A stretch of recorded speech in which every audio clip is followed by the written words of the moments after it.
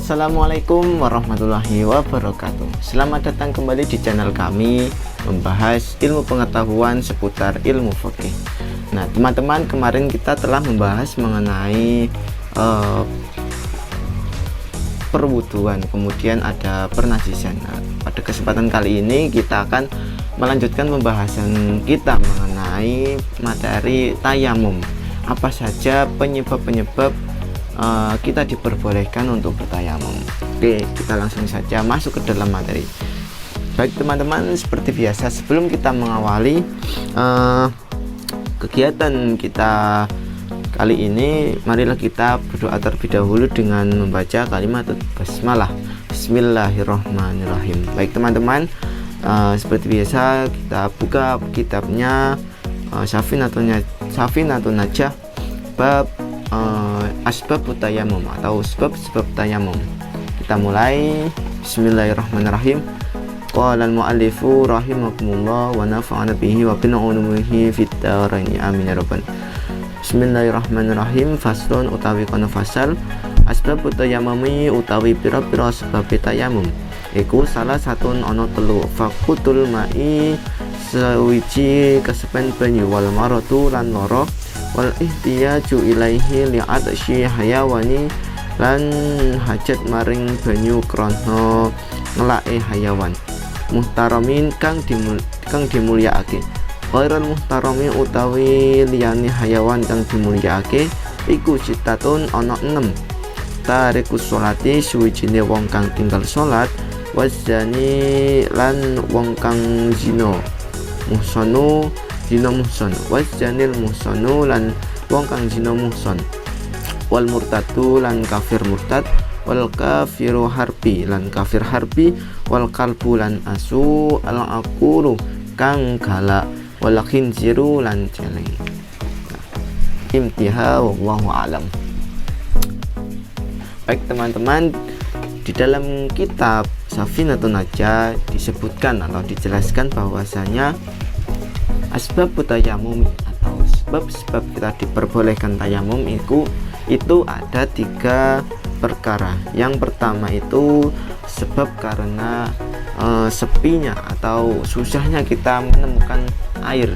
Misalnya ketika kita sedang perjalanan yang jauh, kemudian dalam perjalanan tersebut kita susah untuk menemukan air yang cukup untuk kita berwudu.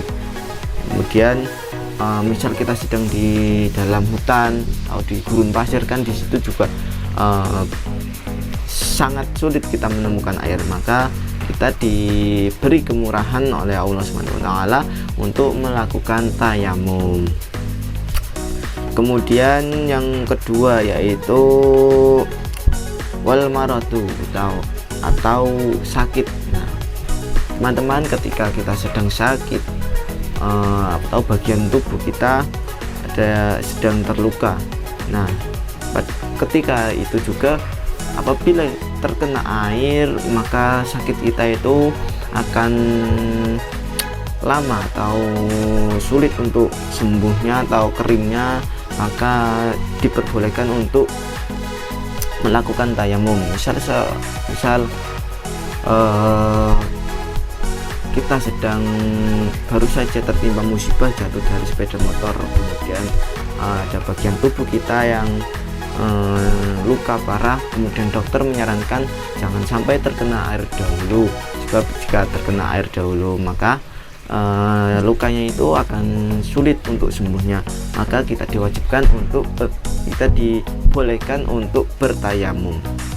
Kemudian yang ketiga yaitu wal ihtiyaju ilahi li'at'i hayawani, yaitu ada air tapi di sekitar kita ada ciptaan Allah yang bernyawa itu lebih membutuhkan air kita untuk meminumnya karena haus. Nah, pada kesempatan seperti ini kita diwenangkan atau dianjurkan untuk memberikan air tersebut kepada hayawan tersebut yang sedang membutuhkan.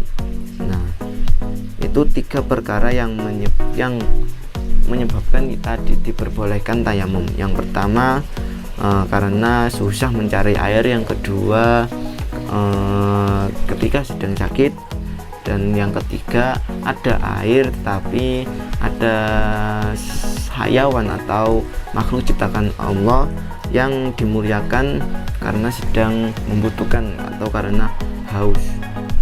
Nah, di sini diterangkan ghairul muhtaramiyati, ghairul muhtarami, utawi liyane kang dimulyakake. Beberapa hayawan yang tidak dimuliakan oleh Allah itu ada 6. Nah, yang pertama tarikus sholati, yaitu orang-orang yang meninggalkan sholat. Nah, orang-orang yang meninggalkan sholat seperti ini padahal dalam keadaan sehat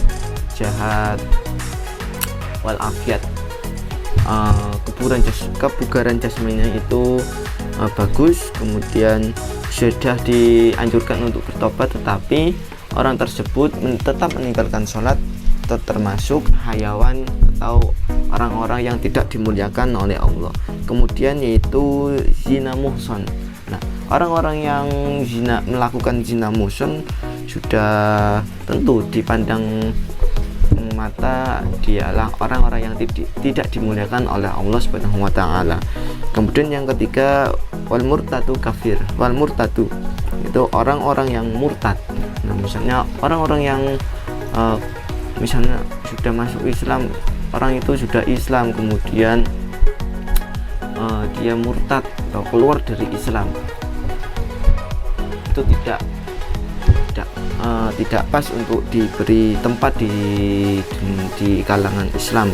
Orang-orang seperti itu ialah orang-orang yang tidak dimuliakan oleh Allah. Lebih baik di dor saja. Tidak. Kemudian yang keempat yaitu kafir harbi, atau orang-orang muslim yang memerangi orang-orang muslim juga. Nah, itu disebabkan oleh itu dinamakan dengan kafir harbi. Ya, nah, kemudian yang kelima itu ada kalbun atau anjing al-aquru yang buas. Nah, anjing yang buas itu termasuk ke dalam hayawan atau orang-orang hayawan. Maksudnya orang hayawan itu tidak hanya hewan tapi juga makhluk hidup yang mempunyai nyawa yang tidak dimuliakan oleh Allah. Yang keenam atau yang terakhir yaitu khinziru atau babi. Nah, dua hewan ini yaitu anjing yang buas dan juga babi ialah dua contoh hewan yang tidak dimuliakan oleh Allah. Jadi ketika ada air cukup untuk berwudu tetapi ada anjing atau babi yang sedang kehausan, kita dianjurkan untuk memakai air wudhu kita untuk berwudu, tidak diberikan kepada hewan tersebut. Nah, baik teman-teman, itulah pembahasan mengenai asbabut tayammumi. Mungkin cukup sekian dari saya, kurang lebihnya mohon maaf. Wallahul muwaffiq ila aqwamit thoriq. Assalamualaikum warahmatullahi wabarakatuh.